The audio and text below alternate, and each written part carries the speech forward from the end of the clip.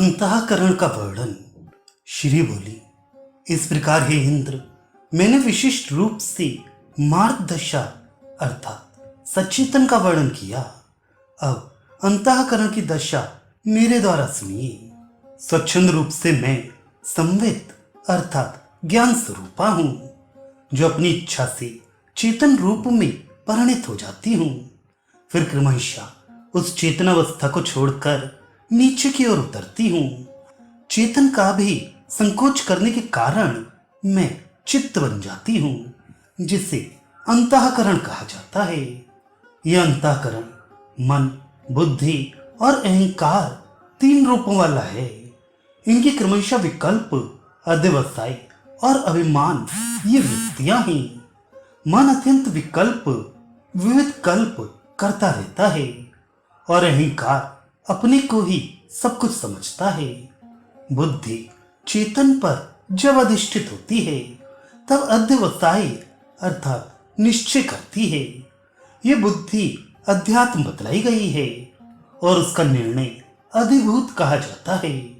बुद्धि रूप दर्पण में गुप्त रूप से रहने वाला क्षेत्रज्ञ आत्मा अधिदैवत कहा जाता है और अहंकार अध्यात्म तथा अभिमान अधिभूत कहे जाते हैं। रुद्र अधिदैवत है, मन अध्यात्म कहा गया है, विकल्प अधिभूत कहा जाता है और चंद्रमा भी अधिदैवत कहा जाता है।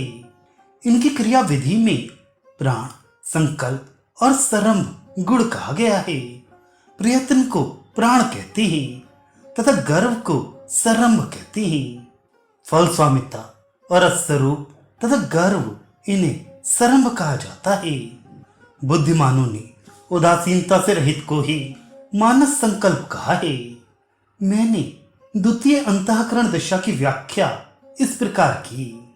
जब मैं इस द्वितीय अंतःकरण की दशा से नीचे उतरती हूं तब क्रमशः स्त्यान अर्थात जड़तावस्था को प्राप्त होती हूं, जिसे बहिष्करण भी कहते हैं। बाह्यकरणों का व्याख्यान पहले कराई हूं। जब ज्ञानेंद्रियों की प्रवृत्ति होती है तब सबसे पहले मन प्रवृत्त होता है।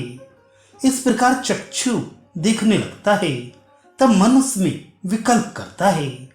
आलोकन और विकल्प में रहने वाले तत्व को अहंकार अपना मानता है। इसके बाद बुद्धि निश्चय करके क्षेत्रज्ञ अर्थात जीव को सूचित करती है।